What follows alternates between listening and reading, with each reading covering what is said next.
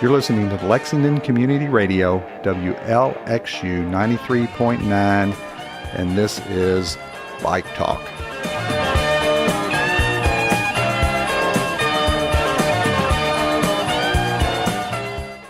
Hi, I'm your host, Wanda Bertram. Our guests on today's show are Ken and Sue Troske. They're here to talk to us a little bit about a family focus on health and exercise, just getting out there and being healthy, whether you're riding a bike or walking or running. So Ken and Sue, welcome to the show. Thank you. Thank you. I'm so glad you're here. And before we start talking about those healthy habits that we all need to emulate, let's get to know you two a little bit better first. So tell me a little bit about yourselves. Where are you from? How did you come to Lexington?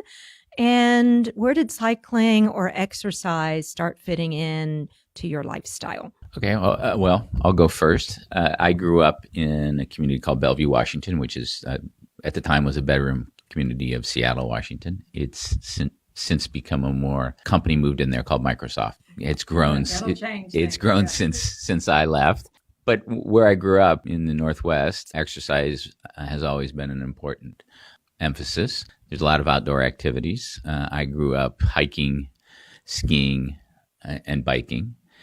One of the nicer trails I've ridden on. I graduated from the University of Washington, and there's a big trail that goes around Lake Washington. It starts right at the University of Washington and goes all the way around. It's a 60, 70-mile trail. And then even when I was a kid, there was opportunities to ride around a variety of different locations. I still remember when I was still in elementary school, I think a friend and I one time went and did a 35-mile bike ride around a lake near my house.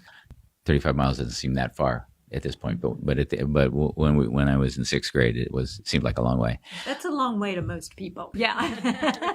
So it's always been an important part of my life. When I left Bellevue and the University of Washington, went to graduate school in Chicago, I did less biking. One of the nice things about the difference between biking in the Pacific Northwest and biking in Chicago is it was a lot flatter in Chicago, which is actually kind of fun. And Chicago is nice too. That's not fair. Yeah, it's not. Chicago is nice too in that it has a trail along the lake that you can ride for a good distance, and so you're not riding on the street.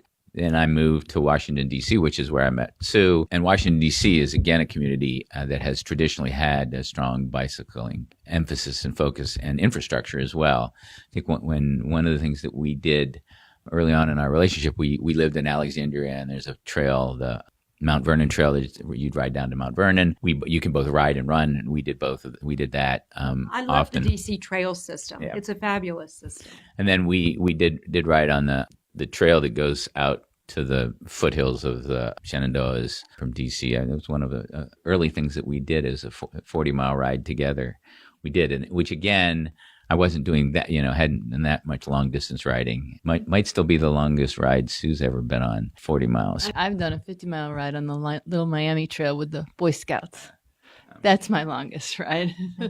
So we lived in Columbia, Missouri, and when we went there, I got involved in a cyclist there and did a lot of riding. And then here, I had a colleague, Bill Hoyt, who I used to ride quite a bit with. And then over time, I've gotten more involved in the local cycling community and the local cycling club. So it's just been riding has always been something that I've enjoyed doing. Certainly, I enjoy riding much more than I do running. My wife is the runner of the family, and it's always something that it's given us an opportunity. When we had kids, we had a bike trailer where we put the kids in the bike trailer, and I would pull that, and we would go riding, and bought our kids bikes so that they go riding with us. So it's been something that I have certainly done as one of my main forms of exercise throughout my life, and it's certainly been something we've done as a family.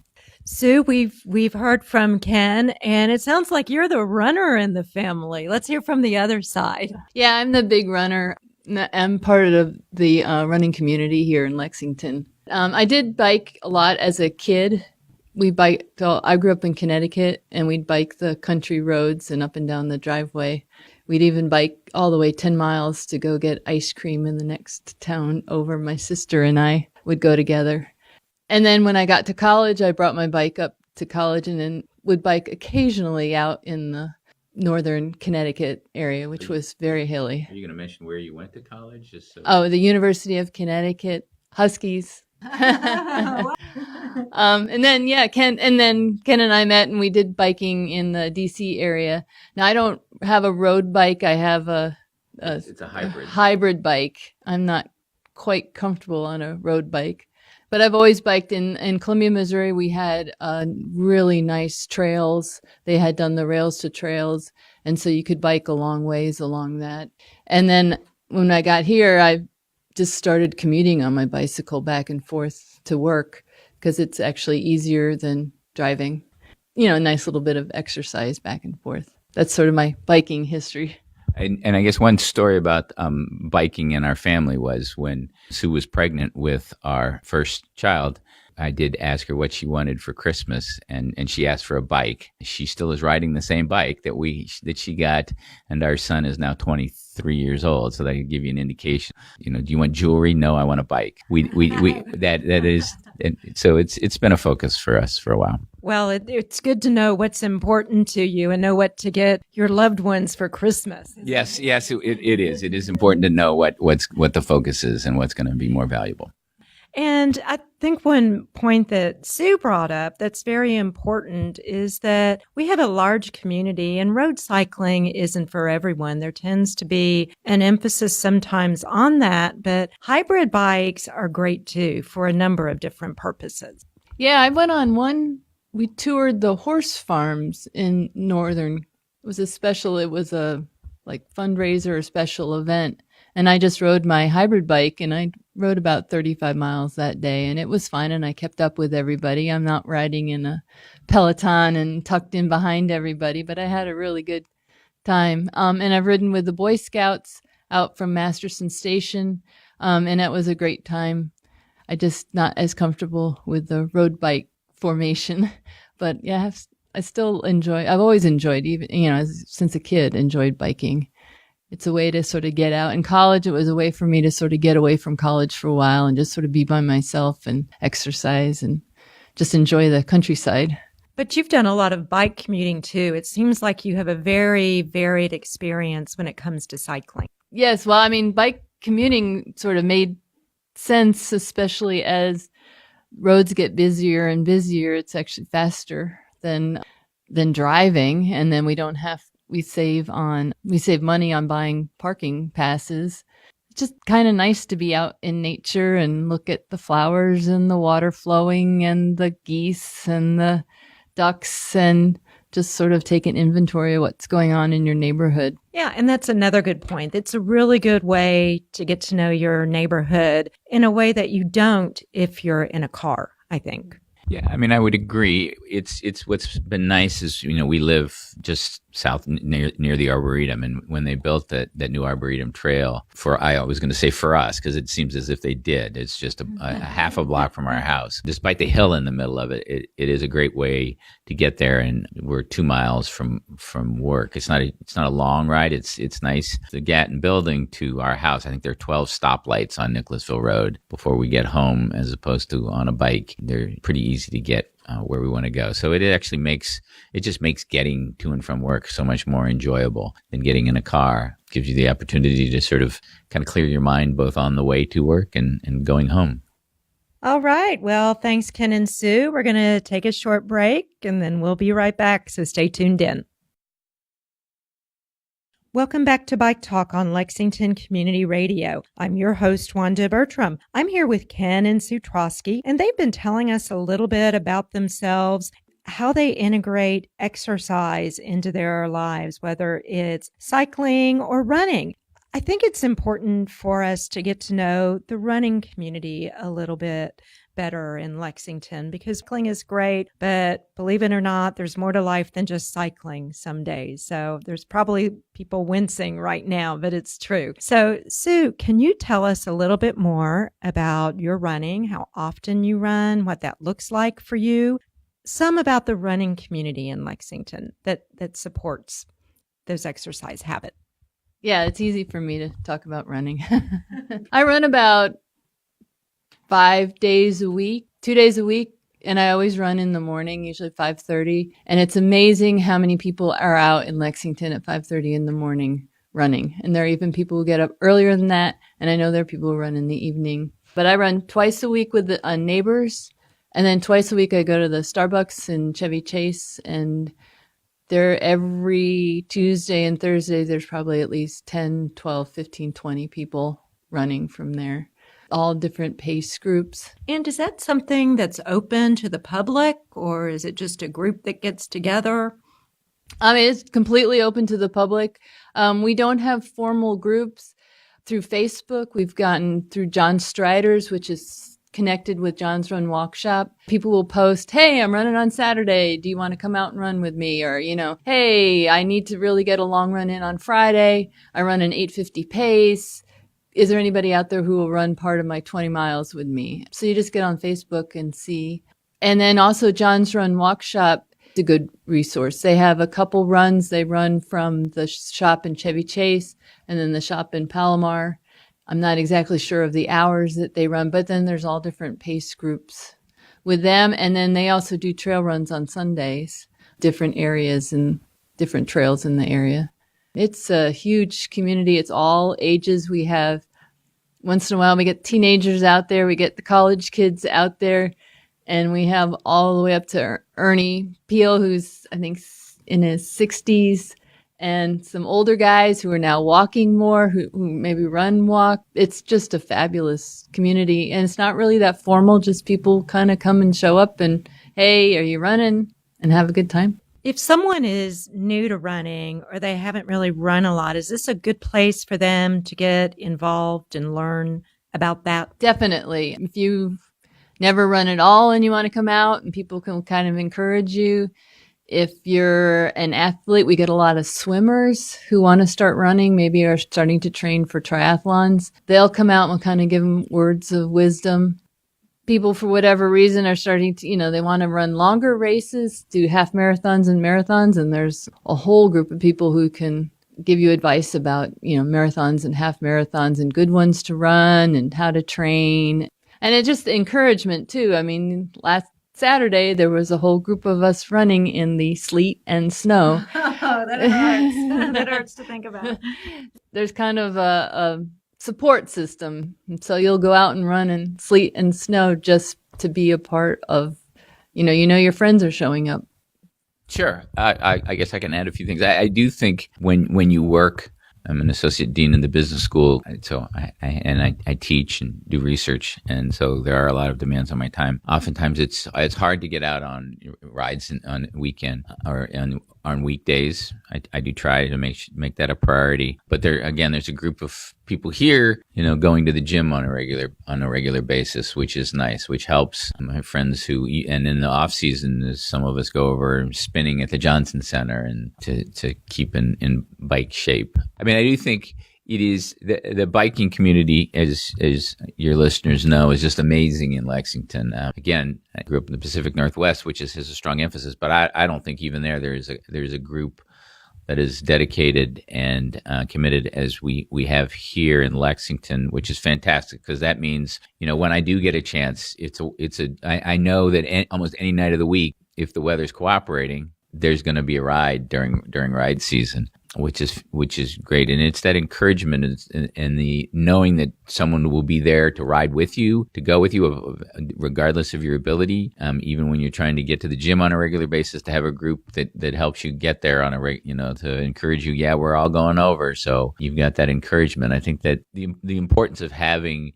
colleagues and others around you, friends who are committed to this, really, it helps make it so much easier to continue to be as consistent as possible in terms of exercising. So even when people have busy lifestyles and long work schedules like yours, there are strategies that you have to make it possible to exercise on a regular basis. Certainly, you got to have a time that you think about, okay, I'm going to set this time aside. And it helps to be consistent and to keep to those decisions about when you're going to do it, when you have others that are part of that group, that you're working together as a group so that we're all going to go and do this. I go to the gym a lot. Sue, even she has her friends in the morning that she goes with 5:30 every morning. That's not when I exercise. We are different, and I'm just not exercising at 5:30 in the morning. Sleeping, yeah, exercising, no. I'm with you on that one. Yeah. But she's very dedicated, and she has a dedicated group of friends who are there at 5:30 in the morning. That's clearly very important, and it helps to do that. Both, you got to make that commitment, just like anything else, and then but having a group that's part of that helps encourage you to keep to that schedule is really important, and that's what you have to do with a busy life. You have to make it a commitment, and it really helps to have others who have made that same commitment to help encourage you. And I was going to add, during the day when there's some encouragement on campus to walk, so I do a lot of walking as well. And I have a friend who works in the healthcare who we walk at least once a week. We used to run together, and she can't run any longer, so we still walk. And then I have to say, Ken and I, about 3:00 every afternoon, we meet and go have coffee. But we both have to walk about 10 minutes to get to the coffee shop. And so I thought it's a nice little just get up, stretch your back, get off your, get out of your chair, and sort of mentally and get you back focused on your work. And I will say, working at the university is a huge advantage because we have facilities nearby that you can walk to easily, and the university is actually pretty encouraging of these efforts. They are running that we have a wellness challenge right now, a steps challenge to see how many steps you can get, and can you average 10,000 steps over 42 days. So that's always great. And there will be a new workout facility that'll be part of the new student center as well. The university is a great advantage to us to be able to make that commitment and abide by it. So it's really important for people to look around at their physical environment and what's available to them to really figure out how to maintain an active lifestyle, whether it's taking the stairs in their building at work or maybe finding a walking group to walk around their neighborhood or downtown. Yeah, I agree. And having friends, doing stuff with friends, walking with friends, running with friends makes it so much nicer than walking by yourself. Although I have started listening to audiobooks, and I really enjoy that. And I have been known to make a point to walk a little farther at lunchtime to get a lunch because I'm in the middle of a book. Which it feels kind of silly to do that, but I'm like, oh, wait, I've got to go and listen to my book. And the other advantage, and we chose this strategically when we moved here, is we made a decision that we were going to live close to work for a variety of reasons. We didn't want to be driving the kids all over the place, but we also wanted to be able to have options for how we get to work. We ride. Sue walks. I mean, she's a little close. She's about a mile. I'm about 2 miles. We've been known to walk when it's snowy, and it's not a bad walk. We can avoid Nicholasville Road, taking some back ways, and so that makes it convenient as well. Think about it when we're choosing where to live, and we have the advantage that we could be able to buy a house that was reasonably close to work, which also makes it very convenient. And I think you all are a great example about how you've been very intentional in building a healthy lifestyle into all of your activities in your life. It takes a great intentionality. So we're going to take another break, and we'll be right back with Ken and Sue Troske.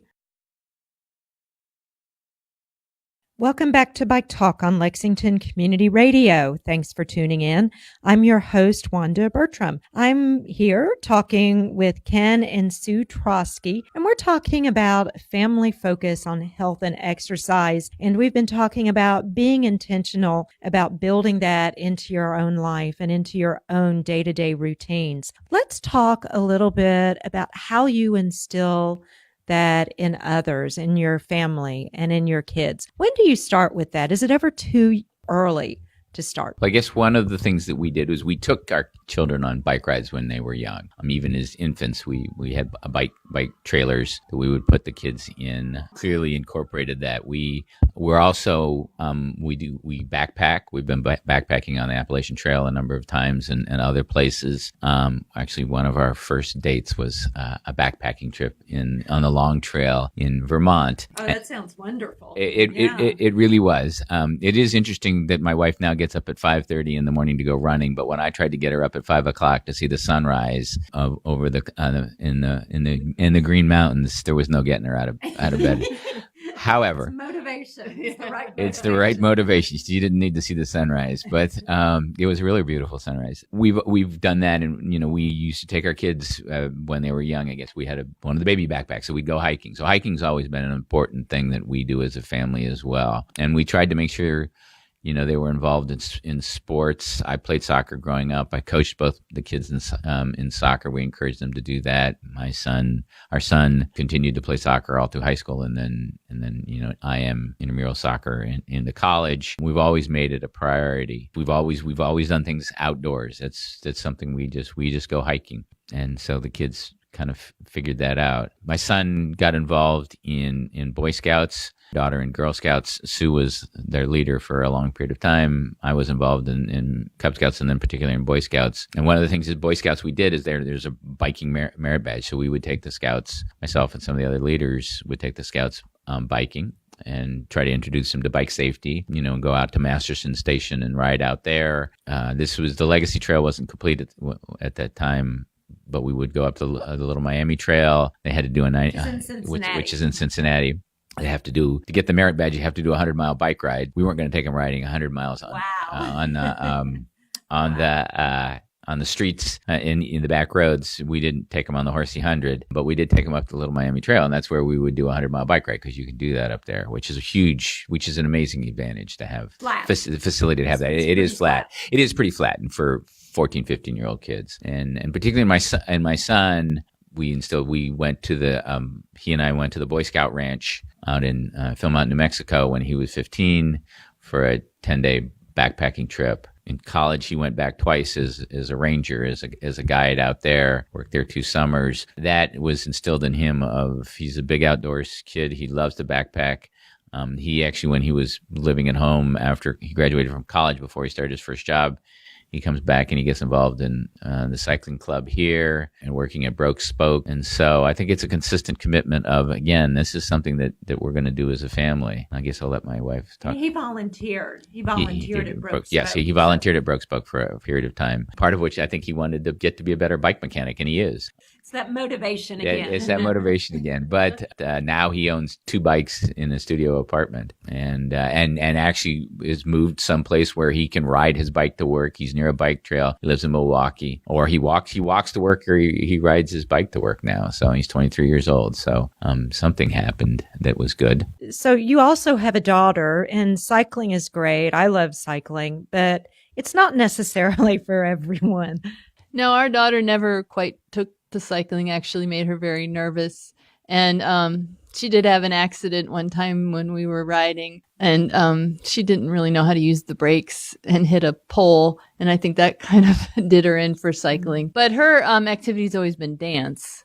And even as a college sophomore, she has a dance performance, a dance group that she's dancing with just on the side. She's a biology major, but just, she keeps up with her dancing and really loves it. But she also is a hiker, and she walks. She walks all over campus, and she doesn't think anything to walk, all the way across campus, and we take her out hiking. And one thing nice about hiking is it's just a nice family activity, and you can talk and enjoy nature and just sort of be together without phones and TVs and chores to do. Her first backpacking trip, we did plenty of hiking, but her first major backpacking trip that we went on was on the Appalachian Trail.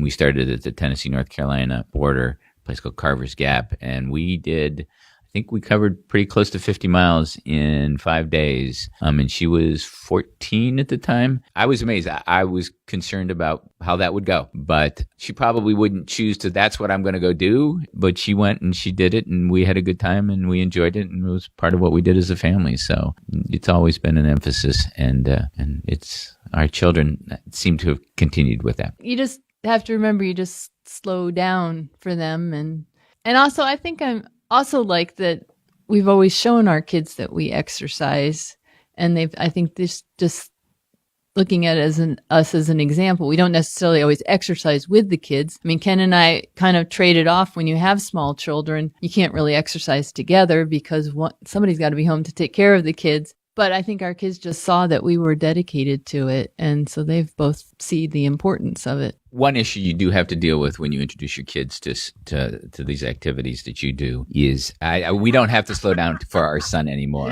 And it's been a number of years since we've had to slow. He slows down for us at this point. And when we went backpacking this last summer, again back on the Appalachian Trail with him, our daughter couldn't go. Yeah, there was no question about who the better hiker is at this point, and particularly when he was hiking for a living and then climbing 14,000-foot mountains in Colorado in his spare time. It's long been the case that he's a better hiker than us. Now, what was nice when he came back, he hasn't done as much cycling as I have. So when we got on a bike, I could still beat him. I could take him. Yeah. So that was good. It was good for my ego, but boy, yeah, he can carry more weight and he can walk a lot longer and a lot faster than we can at this point. So lots of places. You've done a great job. It sounds like being role models for your kids and getting them involved, finding a place where they're comfortable and getting involved in things that they can nourish that love of exercise. So with hiking, because that's played such an important role, are there places in particular that you can recommend people go hiking if that's something they want to start pursuing? Well, around here, of course, Raven Run. There's just a lot of trails and it's quick. It doesn't take, lots of times we'll go out there on a Sunday, have a leisurely breakfast and go out and do 5 miles on the trails. Obviously, the Red River Gorge, Natural Bridge area, we love. Whenever we go out to Seattle area, we usually try to fit in a hike. We did some hike. We were just in Hawaii. We did some hiking into a crater and then came back out of the crater, which was really difficult. But so any trip we go on, we usually try to incorporate some kind of hiking, kind of look up trails. All right. Well, we're going to take another break and we'll be back with you in just a few moments with Ken and Sue Troske. Welcome back to Bike Talk on Lexington Community Radio. I'm your host, Wanda Bertram, and I'm here with Ken and Sue Troske, and we've been talking about a family focus on health and exercise, being intentional about that, and having a lot of fun with that. And we've started to talk about some cool vacation places. And so I think we should delve into that because that's a great topic, especially when you've got a family and you want to make sure that this is fun for your family. Can you talk about how you instill that in your kids? We've done some of that, but traveling with kids and having an active vacation can also have its nuances, even if they are your favorite places. Well, we certainly around here, I think we have some advantages there's lots of places, activities you can do. We've got the Legacy Trail nearby, and we've already talked about the Little Miami Trail, which is a fairly short drive up to Miami, and is a great resource because 100-mile trail, so you can do a variety of different distances. There's places you can start, places you can stop. That is good. And then hiking close by. I mean, we're not that far from the Smoky Mountains and the Appalachian Trail. There are lots of resources of people who are willing to pick you up, drive you places and where you can start and stop, and lots of places to stay along those that are fairly inexpensive. I mean, when we went with our kids, we stayed at an amazing hostel. It was both a bed and breakfast, and then they had a hiker hostel that you could stay in with other hikers. That was a fantastic experience. So those are clearly things that are close that you can get to reasonably easily and in a very short distance that are good. And there's plenty of other hikes. So the Sheltowee Trail is a great opportunity for hiking that's here. There's certainly a lot of organized bike rides too that are all of different lengths. I'm sure people know about all around. I mean, there's probably 600 or 700 mile bike rides that is part of that. You do a 35 or a 50 mile bike ride that are organized, and because of that, there's some safety in numbers, so you can feel more comfortable, I think, taking your kids on that when you're part of a larger group of bike riders. One thing we've really taken advantage of are the Kentucky State Parks. I think one of our favorite activities we did was Eagle Days down at Land Between the Lakes. And we saw, I think at one point, 50 bald eagles take a boat out, and we stayed at the park. And it's not that expensive to do. And then we did a little hiking and driving on Land Between Lakes, and they have elk and bison you can see. And then the Pine Mountain State Park, we don't have a lot of family in the area. So after Christmas, we just went and we stayed a night at Pine Mountain and did some hiking around there and went to the falls, the Cumberland Falls, and kind of hiked down around there with the kids. And it was nice, just get away. It's not that far away, but just kind of get away. We've hiked Cumberland Gap, which was sort of historically really exciting to go through Cumberland Gap and see that's where some of the early people who came to Kentucky came through the Cumberland Gap. So those are some of my favorite trips in the Kentucky area that we've done. And to expand it a little, I'm an academic and can't imagine a better job to have that gives you advantages to go and experience things. One of the things that we got to experience is we lived in Germany for a year. So we moved to Germany with the family for when our kids were 4 and 7 and 5, and they turned 5 and 8 while we were there. One of the things that we got to do when we were there is go hiking in the Italian Alps, northern Italy.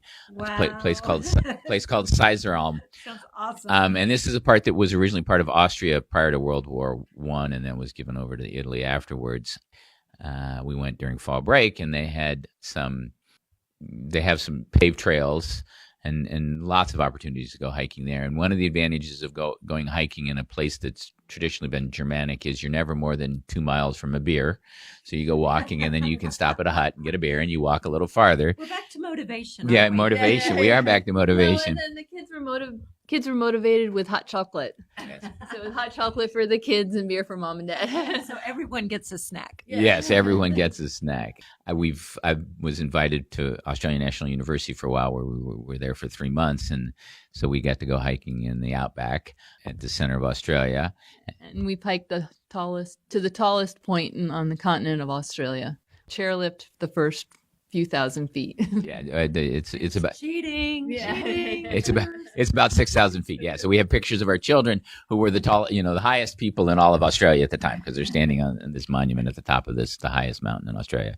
It is, so we've always incorporated these things in the places we go, and thinking about for my 50th birthday, I wanted to go rafting down the Colorado River through the Grand Canyon, so we were able to pull that off. Not till my 51st, not till I was 51, but we did manage to do that. So those are some other outdoor activities. I mean, we were more limited when we had younger children. Obviously, they're not able to do as much. But even when our children were 4, we would go on shorter hikes. We'd go somewhere and stay that was close, and then take shorter hikes and recognize that we're going to have to do other things and take it slower. And sometimes they complain, but most of the time they don't. On the trip when we went to hiking in the Italian Alps, we went to Legoland Deutschland. So, there was something for them as well that we would include in that. My job and Sue's jobs have allowed us a fair amount of flexibility, and the advantage of being able to do these things, the opportunities to go to some of these other places and bring our kids with us, and always a focus on, again, what are we going to do to be active in these places? And then we've had some pretty good experiences. Yeah, I'll share one. I think one of my favorite vacations that we've done, Ken and I just did it without kids. It was probably their first big trip without kids. We met my son in New Mexico, but then Ken and I went off and we went to Aspen, Colorado, and we spent many days just hiking the mountains in Aspen, Colorado. And then we came back and had amazing food and cocktails in the evening. So it was sort of a mix of activity and luxury. And we went on to Rocky Mountain National Park. It's probably one of my favorite trips. And I just love the idea of hiking and being active all day, and then just sort of relaxing with a glass of wine and a nice meal in the evening is luxurious to me. And it's a great way to recognize how, when you think you're in shape, try hiking at 10,000 feet. And big difference. It is a big difference. And so actually recently we just got back from Maui, and we were hiking at 10,000 feet into a crater at Haleakala. Yeah, the elevation sort of takes a toll on you pretty quickly. Yeah, I found in those circumstances, if someone does go out west or to a higher elevation, to give yourself 2 or 3 days to acclimate before you go out and try to take a big hike and figure out you can't breathe. Yes, I know some of my friends have struggled with that running. They've talked about, I mean, they're in really good shape, and they've tried to do a half marathon out at altitude, and they're like, wow, it was really different. One other place we've been to Michigan, the Sleeping Bear Dunes in Michigan was one of our family trips, and that was a lot of fun. And there's a little bit of, sun and a little bit of cute restaurants and places to go hike on the dunes. And then I also have to make a plug. I know we talk a lot about hiking. One of my favorite states in the whole country to hike is Vermont, and I grew up hiking in Vermont, and just the long trail and the Green Mountains are amazing. That's another one of my favorite places to hike.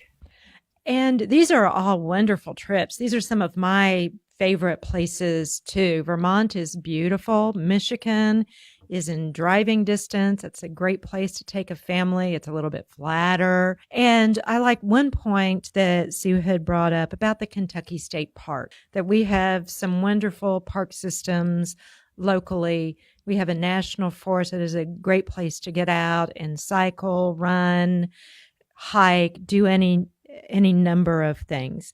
And that's unfortunately all the time we have for today's show. So I'd like to thank our guests again, Ken and Sue Troske, for their time and sharing with us how they have intentionally instilled a focus in their family on being healthy through exercise. Ken and Sue, thanks so much. Thank you for having us. Thank you for having us. It's been my pleasure having you here. And don't forget to tune in to Bike Talk at the same time next week for all things cycling, helping you get out, explore our towns and countryside in Lexington and beyond.